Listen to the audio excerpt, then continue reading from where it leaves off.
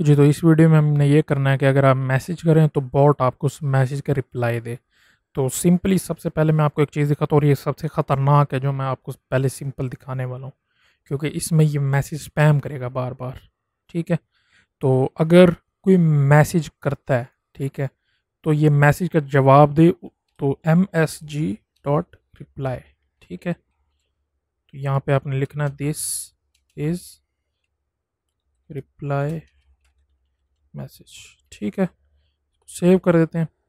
अब यहाँ पे खतरनाक चीज़ होगी कि ये इसको रिप्लाई देगा तो वो उस रिप्लाई को भी समझेगा कि मैसेज है, तो फिर उसका रिप्लाई देगा, फिर उस वाले को समझेगा कि वो रिप्लाई है, फिर उसका भी रिप्लाई देगा। इस तरीके से करके चलता रहेगा और ये एट अ टाइम 6 दफ़ा करेगा, फिर थोड़ी सी देर के तकरीबन 3-4 सेकंड के लिए रुकेगा, फिर दोबारा मैसेज करेगा। ये मैं आपको अब दिखाता हूँ कि क्या होगा। अगर मैं यहाँ पे लिखूँ हाय, तो ये स्पैमिंग शुरू कर देगा। ये देखें, ये 6 दफ़ा करेगा, अक्सर 4 दफ़ा भी करता है, 5 दफ़ा भी करता है, फिर ये रुकेगा, ये फिर दोबारा शुरू हो जाएगा।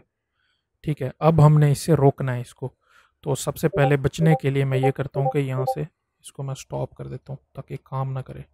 ठीक है, ये रुक चुका है, इसको मैं क्लियर कर देता हूँ, ये बार बार स्पैम ना करे।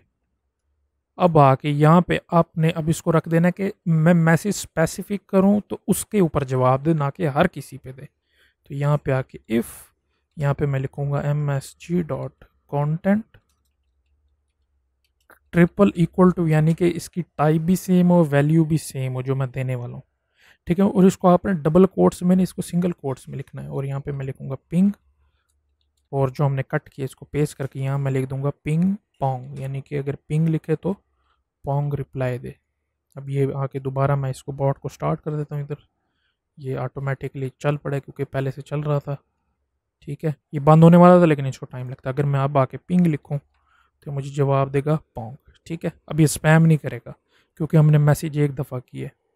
यहाँ पे आके फिर पिंग लिखूँ तो फिर ये जवाब देगा, फिर पिंग लिखूँ तो फिर ये मुझे रिप्लाई देगा पोंग का। ठीक है, इस तरीके से करके ये आपका बॉट आपको रिप्लाई करेगा।